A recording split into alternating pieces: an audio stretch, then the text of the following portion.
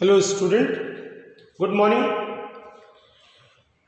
Today we will discuss about the change of state. Matter normally exists in three states: solid, liquid and gas.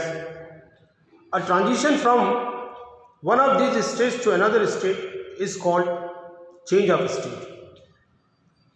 Two common changes of states are solid to liquid and liquid to gas. These changes can occur when the exchange of heat takes place between the substance and its surrounding. Okay. To study the change of a state, let us consider an ice cube which is at 0 degrees Celsius. So the ice cube which is at 0 degrees Celsius, it will start slowly and it will convert into a water of 0 degrees Celsius. Then after some time later, if its temperature is increased, see here, on this axis we have time and here we have temperature. So this is 0 degree temperature and suppose this is 100 degrees Celsius and here 0 time. So at 0 time if we have ice and let the ice be there, keep only ice piece, so it will be there only, and but even at room temperature the ice will convert into a water of 0 degrees Celsius. See, the time is passed, it is 0 hour, it is 1 hour. After 1 hour later, the ice will convert into water. After that, suppose if we increase the temperature will increase to 100 degrees Celsius. And it will convert into a water of 100 degrees Celsius. It will be water, but the water of 100 degrees Celsius. And then boil water at that temperature.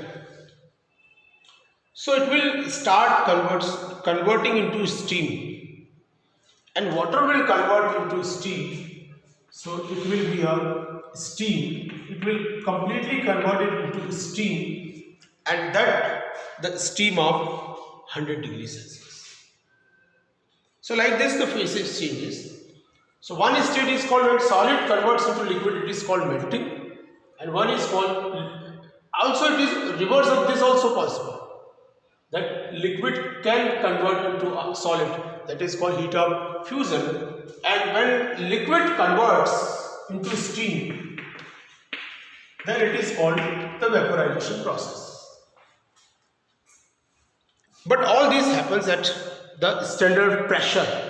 Pressure condition is very important, and if it is if it is at normal or standard pressure, then it is called normal melting point.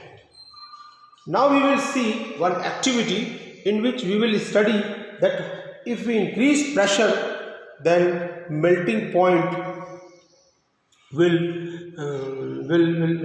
decrease. Melting point will decrease. How that will happen, let us see by taking the one ice cube over two blocks. To understand how pressure, on increasing the pressure, melting point becomes less, take a slab of glass, take metallic wire and two fixed blocks, say each of 5 kg, and put the wire over the slab. You will observe that the wire passes through the slab. This happens due to the fact that just below the wire ice melt at low temperature due to increase in pressure. And when the wire passed, the water above the wire freezes again. Thus the wire passes through the slab and slab does not split. It will move down, but it will not cut into two parts. As soon as the wire will move up here again the pressure will be less. Due to weight, the pressure is more. So more pressure will decrease the melting point. The same example, this process of the refreezing of water into ice, it is called regulation. This is called the regulation phenomenon. It is a regulation phenomenon and very common in the game of skating. When a ice skater passes skating is possible on snow due to the formation of the water below the skates. So when skate stands, it exerts the pressure, and when he exerts the pressure, the ice melt. It will become a lubricant. So water is formed due to the increase of pressure, acts as a lubricant, and due to that the person can move easily. There are other examples of pressure. The effect of pressure also can be understood with the help of an example that is called the boiling process. Now let us see what happened in case of the boiling process. To understand that, we have to take one flask, and in that flask we have to keep the water.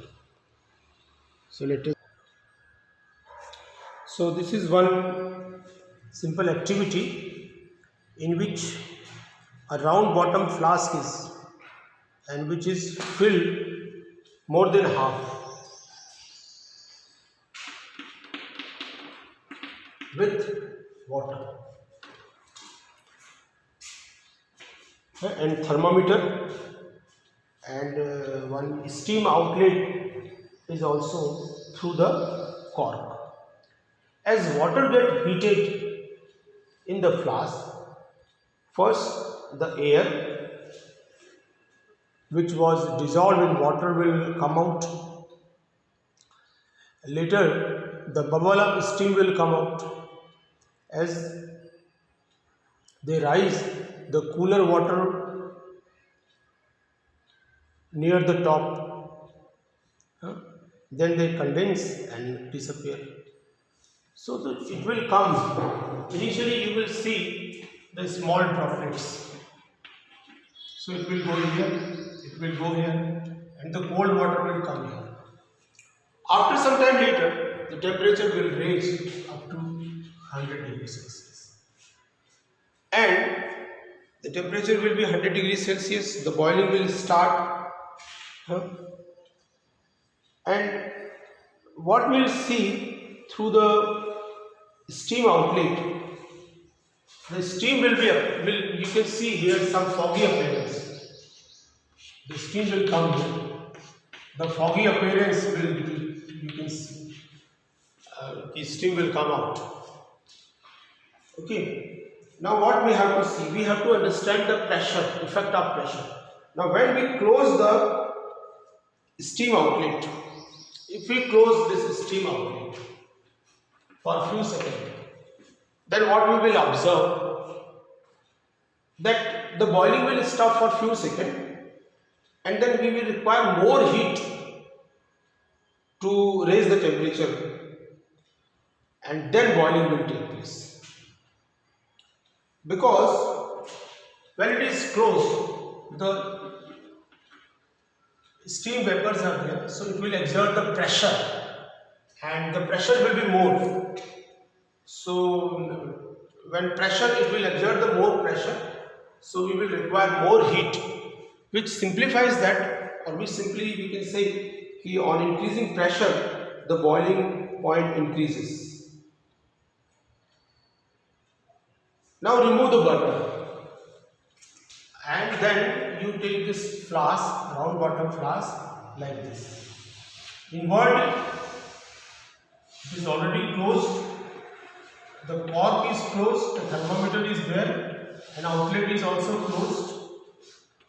And then let it be cooled down to 80 degrees Celsius. 80 degrees Celsius. And then pour some water, and that too cold water. When we put some cold water over it, then what we'll see, the boiling starts. Because the water vapor, here the vapor will be there, and that vapor will condense, and it will condense, so it will reduce the pressure there, and when pressure will reduce, so the water will start boiling at 80 degrees Celsius. Here the steam is as it is. Here steam is as it is. Therefore, this steam exerts the pressure. Here steam converts into water. So the pressure over the water will decrease. And due to decrease in the pressure, the boiling starts at 80 degrees Celsius. And this is only the simple reason that cooking is difficult on hilly areas, because the atmospheric pressure is very low there. So the boiling starts at very low temperature. So when the boiling will start at low temperature, the food material will require more time to cook there. Okay. There is another process that is called the sublimation. In sublimation, the material converts from solid states to vapor directly. And to understand sublimation, you can take example of dry ice, which sublimes, which sublimes, and to also iodine, dry ice and iodine. During the sublimation process, solid and vapor state of a substance coexist. Both the states coexist. Then we have a very interesting phenomenon or concept. It is called the latent heat. It is called the hidden heat. Let us see what is the latent heat, which is also related with the phase change. So the latent heat, it is the heat, sometimes it is called the hidden heat. The amount of heat per unit mass transferred during change of state of the substance is called latent heat. During suppose if we have 0 degree ice, so 0 degree ice will convert into 0 degree water. So the temperature is not increased, but what happened here? The phase change, and during that time some amount of heat is released. That is called the latent heat. So latent heat, Q is directly proportional to mass. If more mass is there, then it depends only on the mass. Maybe the mass of ice, maybe the mass of water. Sometimes water will convert into steam. When ice converts into water, then it is the one latent heat here. When water converts into steam, then also the latent heat is there. During the phase change, the amount of heat released, it is called the heat of fusion. Sometimes it is called heat of fusion when solid converts into liquid. When ice converts into liquid, then it is called fusion. And this is the heat of fusion, which is 3.36 into 10 to the power 5. And when the 0 degree, 100 degree water converts into 100 degree steam, then it is called the latent heat of vaporization. Definitely the latent heat of vaporization is more than the latent heat of fusion. The graph, very at the beginning, we have drawn one simple graph, and the same graph you can draw here also. See, here you take the time, and here you take steam or temperature, 100 degrees Celsius. So the graph will be like this. The graph, it will increase solid phase, liquid phase. Here it will start this and then this and this. So here we have phase change. This is liquid. Here heat energy, right? Not time. This will be the heat energy. heat energy. So here O, A, B, C. Here liquid and it is steam. Here it is converted liquid of 100 degrees Celsius and this is 50 degrees Celsius or 10 degrees Celsius we can say. It will be 0 degree. It is 0 degree. So it is minus temperature. So here solid and then solid will convert into liquid, but the liquid will remain as liquid. It is not converted exactly here. Ice is here, so it will convert. At this point, ice will convert into. At this point, the temperature will become 0 degrees Celsius. At 0 degrees Celsius, it starts conversion into liquid, and starts conversion into liquid. At point B, it will completely convert into liquid. So this is the phase change. Phase change. So here, whatever amount of heat is ejected, that heat is called the latent heat of fusion. Now it is at this point we have 0 degree water. Now 0 degree water, see the temperature. Here the temperature is rising. So temperature of that liquid, it is liquid state. It is liquid state, the temperature of liquid state is converted. Now here the temperature becomes 100 degrees Celsius, but it is the water of 100 degrees Celsius. Then water will also convert into steam. At this point it converted into the steam. This is again the phase change. Phase change here, and the amount of heat is released during this point, it is called the latent heat of vaporization.